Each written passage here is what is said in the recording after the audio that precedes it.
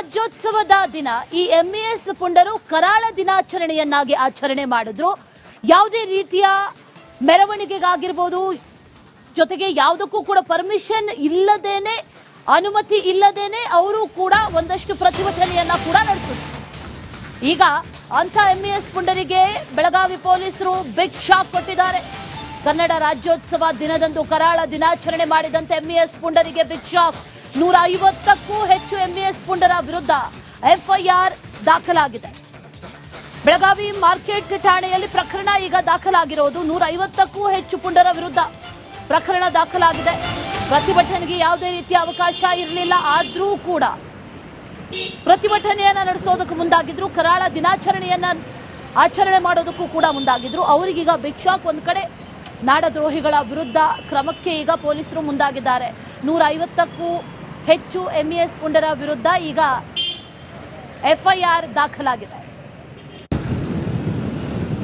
ಇದೇ ವಿಚಾರಕ್ಕೆ ಸಂಬಂಧಪಟ್ಟಂತೆ ಡೀಟೇಲ್ಸ್ ಅನ್ನ ಕೊಡ್ತಾರೆ ನಮ್ಮ ಪ್ರತಿನಿಧಿ ಮೈಲಾರಿ. ದೂರವಾಣಿ ಸಂಪರ್ಕದಲ್ಲಿ ಜಾಯಿನ್ ಆಗ್ತಾ ಇದ್ದಾರೆ. ಮೈಲಾರಿ, ಯಾವುದೇ ರೀತಿಯ ಅನುಮತಿ ಇಲ್ಲ ಅಂತಂದ್ರು, ಬೀದಿಗೆ ಬರುವಂತಹ ಧೈರ್ಯ ಹೇಗೆ ಮಾಡಿದ್ರು ಅನ್ನುವಂತ ಪ್ರಶ್ನೆಗಳನ್ನ ಕೇಳಲಾಗ್ತಾ ಇತ್ತು. ಈಗ ಎಫ್ಐಆರ್ ಅಷ್ಟೇನಾ ಅಥವಾ ಕ್ರಮ ಏನಾದ್ರೂ ಆಗುತ್ತಾ ಮೈಲಾರಿ? ಖಂಡಿತ ಅಶ್ವಿನಿ, ರಾಜ್ಯೋತ್ಸವದಂದು ಬೆಳಗಾವಿಯಲ್ಲಿ ಎಂಎಸ್ನವರು ಏನು ಕರ್ನಾಟಕ ರಾಜ್ಯೋತ್ಸವದ ಪ್ರತಿಯಾಗಿ ಕರಾಳ ದಿನಾಚರಣೆಯನ್ನು ಮಾಡಿದ್ರು. ಜೊತೆಗೆ ಯಾವುದೇ ರೀತಿಯಾದಂತಹ ಜಿಲ್ಲಾಡಳಿತದ ಅನುಮತಿ ಆಗಲಿ, ಪೊಲೀಸ್ ಇಲಾಖೆಯ ಅನುಮತಿಯನ್ನ ಧಿಕ್ಕರಿಸಿ ಕರಾಳ ದಿನಾಚರಣೆ ಮೆರವಣಿಗೆ ಮಾಡಿದ್ರು. ಹೀಗಾಗಿ ಈಗ ಅವರ ವಿರುದ್ಧ ಸ್ವಯಂ ಪ್ರೇರಿತವಾಗಿ ಬೆಳಗಾವಿಯ ಪೊಲೀಸರು ದೂರನ್ನ ದಾಖಲಿಸಿಕೊಳ್ಳುವ ಮೂಲಕ ಏನು ಎಂಎಸ್ ಪುಂಡರಿಗೆ ಬಿಸಿ ಮುಟ್ಟಿಸುವ ಕೆಲಸವನ್ನು ಕೂಡ ಈಗ ಮಾಡ್ತಿರುವಂತದ್ದು. ಮೆರವಣಿಗೆಗೆ ಭಾಗಿಯಾಗುವಂತಹ ಸುಮಾರು 150ಕ್ಕೂ ಅಧಿಕ ಜನರ ವಿರುದ್ಧ ಈಗ ಎಫ್ಐಆರ್ ಕೂಡ ದಾಖಲಾಗಿರುವಂತದ್ದು. ಅನುಮತಿ ನಿರಾಕರಣೆ ಉಲ್ಲಂಘಿಸಿದ ಆರೋಪದಲ್ಲಿ ಈಗ ಏನು ಕೇಸನ್ನ ಕೂಡ ದಾಖಲು ಮಾಡಿಕೊಂಡಿರುವಂತದ್ದು. ಸುಮಾರು 150ಕ್ಕೂ ಹೆಚ್ಚು ಜನರ ವಿರುದ್ಧ ಕೇಸ್ ಕೂಡ ದಾಖಲಾಗಿರುವಂತದ್ದು. ಶುಭಂ ಸೆಳ್ಕೆ ಇರ್ಬೋದು, ಮನೋಹರ್ ಸಿನ್ನಿಕರ್ ಇರ್ಬೋದು, ಜೊತೆಗೆ ರಮಾಕಾಂತ್ ಕೊಂಡುಸ್ಕರ್, ಮಾಳೋಜಿರಾವ್ ಅಷ್ಟೇಕರ್ ಸೇರಿದಂತೆ ಒಟ್ಟು 34 ಜನರ ಹೆಸರನ್ನ ಸೇರಿಸಿ 150ಕ್ಕೂ ಅಧಿಕ ಜನರ ವಿರುದ್ಧ ಈಗ ಪ್ರಕರಣ ದಾಖಲಾಗಿದೆ. ಕನ್ನಡ ರಾಜ್ಯೋತ್ಸವ ಪ್ರತಿಯಾಗಿ ಪ್ರತಿ ವರ್ಷ ಕೂಡ ಕರಾಳ ದಿನಾಚರಣೆಯನ್ನ ಮಾಡ್ಕೊಂಡು ಬರ್ತಾರೆ. ಆದ್ರೆ ಪ್ರತಿ ವರ್ಷ ಕೂಡ ಎಂಎಸ್ನವರು ಕರಾಳ ದಿನಾಚರಣೆ ಮಾಡ್ಕೊಂಡು ಬಂದ ಸಂದರ್ಭದಲ್ಲಿ ಎಫ್ಐಆರ್ ಅನ್ನ ಮಾಡ್ತಾರೆ. ಆದ್ರೆ ಯಾವುದೇ ರೀತಿಯಾದಂತ ಕ್ರಮ ಕೈಗೊಳ್ಳಿಲ್ಲ ಅನ್ನೋ ಮಾತು ಕೂಡ ಇರುವಂತದ್ದು. ಆದ್ರೆ ಈ ಬಾರಿ ಆದ್ರೂ ಬೆಳಗಾವಿಯ ಕಮಿಷನರ್ ಆಗಲಿ ಅಥವಾ ಬೆಳಗಾವಿ ಜಿಲ್ಲಾಡಳಿತ ಕಟ್ಟುನಿಟ್ಟಿನ ಕ್ರಮಕ್ಕೆ ಮುಂದಾಗುತ್ತೆ ಅನ್ನೋದನ್ನ ಕೂಡ ಈಗ ಕಾದ್ ನೋಡಬೇಕಿರುವಂತದ್ದು Ashwini. Right Mailari, thank you details.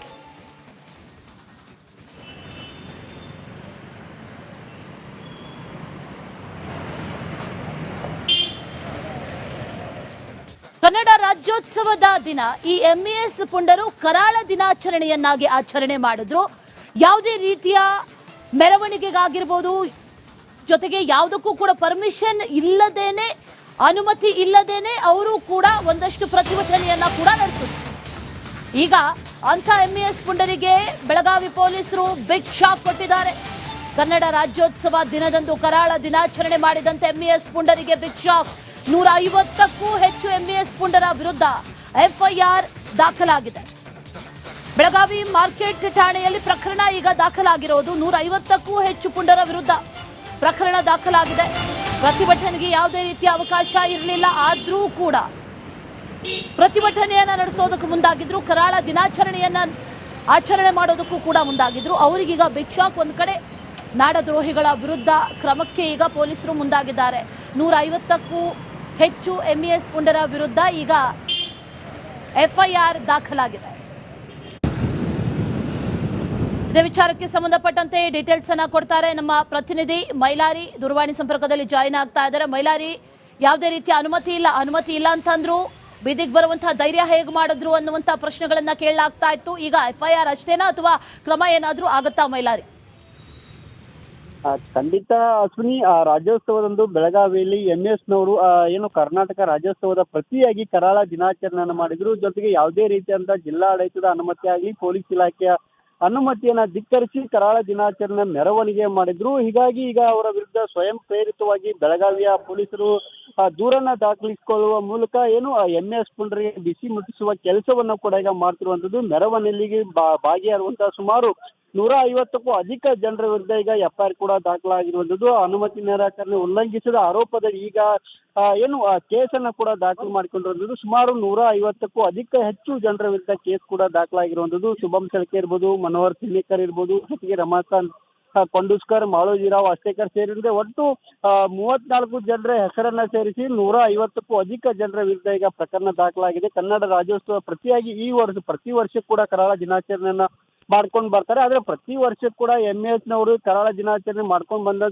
ಸಂದರ್ಭದಲ್ಲಿ FIR ಅನ್ನ ಮಾಡ್ತಾರೆ. ಆದ್ರೆ ಯಾವುದೇ ರೀತಿಯಾದಂತ ಕ್ರಮ ಕೈಗೊಳ್ಳಿಲ್ಲ ಅನ್ನೋ ಒಂದು ಮಾತು ಕೂಡ ಇರುವಂತದ್ದು. ಆದ್ರೆ ಈ ಬಾರಿ ಆದ್ರೂ ಬೆಳಗಾವಿಯ ಕಮಿಷನರ್ ಆಗಲಿ ಅಥವಾ ಬೆಳಗಾವಿ ಜಿಲ್ಲಾಡಳಿತ ಕಟ್ಟುನಿಟ್ಟಿನ ಕ್ರಮಕ್ಕೆ ಮುಂದಾಗುತ್ತಾ ಅನ್ನೋದನ್ನ ಕೂಡ ಈಗ ಕಾದ್ ನೋಡಬೇಕಿರುವಂತದ್ದು. ಅಶ್ವಿನಿ.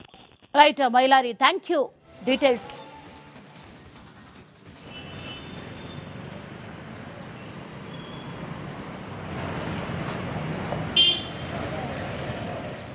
ಕನ್ನಡ ರಾಜ್ಯೋತ್ಸವದ ದಿನ ಈ MES ಪುಂಡರು ಕರಾಳ ದಿನಾಚರಣೆಯನ್ನಾಗಿ ಆಚರಣೆ ಮಾಡಿದ್ರು. ಯಾವುದೇ ರೀತಿಯ ಮೆರವಣಿಗೆಗಾಗಿರ್ಬೋದು, ಜೊತೆಗೆ ಯಾವುದಕ್ಕೂ ಕೂಡ ಪರ್ಮಿಷನ್ ಇಲ್ಲದೇನೆ, ಅನುಮತಿ ಇಲ್ಲದೇನೆ ಅವರು ಕೂಡ ಒಂದಷ್ಟು ಪ್ರತಿಭಟನೆಯನ್ನ ಕೂಡ ನಡೆಸಿದ್ರು. ಈಗ ಅಂತ MES ಪುಂಡರಿಗೆ ಬೆಳಗಾವಿ ಪೊಲೀಸರು ಬಿಗ್ ಶಾಕ್ ಕೊಟ್ಟಿದ್ದಾರೆ. ಕನ್ನಡ ರಾಜ್ಯೋತ್ಸವ ದಿನದಂದು ಕರಾಳ ದಿನಾಚರಣೆ ಮಾಡಿದಂತೆ MES ಪುಂಡರಿಗೆ ಬಿಗ್ ಶಾಕ್. 150ಕ್ಕೂ ಹೆಚ್ಚು MES ಪುಂಡರ ವಿರುದ್ಧ FIR ದಾಖಲಾಗಿದೆ. ಬೆಳಗಾವಿ ಮಾರ್ಕೆಟ್ ಠಾಣೆಯಲ್ಲಿ ಪ್ರಕರಣ ಈಗ ದಾಖಲಾಗಿರೋದು. 150ಕ್ಕೂ ಹೆಚ್ಚು ಪುಂಡರ ವಿರುದ್ಧ ಪ್ರಕರಣ ದಾಖಲಾಗಿದೆ.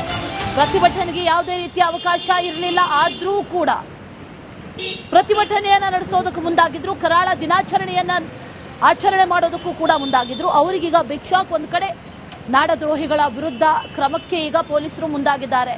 150ಕ್ಕೂ ಹೆಚ್ಚು MES ಪುಂಡರ ವಿರುದ್ಧ ಈಗ FIR ದಾಖಲಾಗಿದೆ.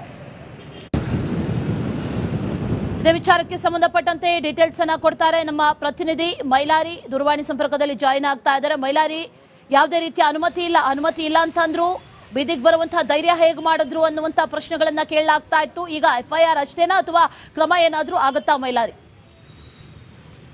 ಖಂಡಿತ ಅಶ್ವಿನಿ.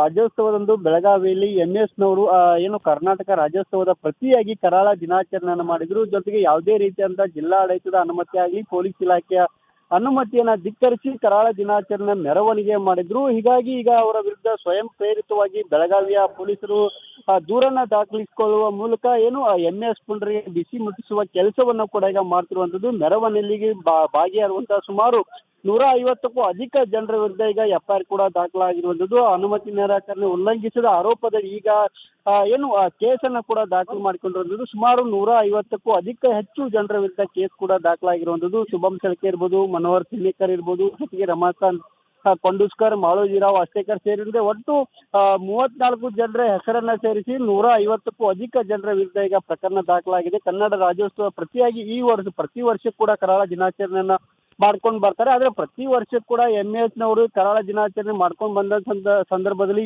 FIR ಅನ್ನ ಮಾಡ್ತಾರೆ. ಆದ್ರೆ ಯಾವುದೇ ರೀತಿಯಾದಂತ ಕ್ರಮ ಕೈಗೊಳ್ಳಿಲ್ಲ ಅನ್ನೋ ಒಂದು ಮಾತು ಕೂಡ ಇರುವಂತದ್ದು. ಆದ್ರೆ ಈ ಬಾರಿ ಆದ್ರೂ ಬೆಳಗಾವಿಯ ಕಮಿಷನರ್ ಆಗಲಿ ಅಥವಾ ಬೆಳಗಾವಿ ಜಿಲ್ಲಾಡಳಿತ ಕಟ್ಟುನಿಟ್ಟಿನ ಕ್ರಮಕ್ಕೆ ಮುಂದಾಗುತ್ತಾ ಅನ್ನೋದನ್ನ ಕೂಡ ಈಗ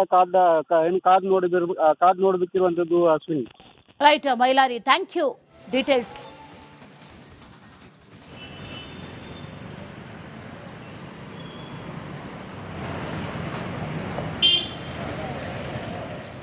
ಕನ್ನಡ ರಾಜ್ಯೋತ್ಸವದ ದಿನ ಈ MES ಪುಂಡರು ಕರಾಳ ದಿನಾಚರಣೆಯನ್ನಾಗಿ ಆಚರಣೆ ಮಾಡಿದ್ರು.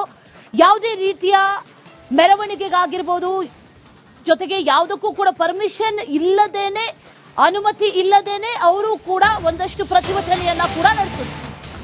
ಈಗ ಅಂತ MES ಪುಂಡರಿಗೆ ಬೆಳಗಾವಿ ಪೊಲೀಸರು ಬಿಗ್ ಶಾಕ್ ಕೊಟ್ಟಿದ್ದಾರೆ.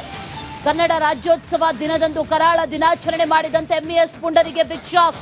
150ಕ್ಕೂ ಹೆಚ್ಚು MES ಪುಂಡರ ವಿರುದ್ಧ FIR ದಾಖಲಾಗಿದೆ. ಬೆಳಗಾವಿ ಮಾರ್ಕೆಟ್ ಠಾಣೆಯಲ್ಲಿ ಪ್ರಕರಣ ಈಗ ದಾಖಲಾಗಿರೋದು. 150ಕ್ಕೂ ಹೆಚ್ಚು ಪುಂಡರ ವಿರುದ್ಧ ಪ್ರಕರಣ ದಾಖಲಾಗಿದೆ.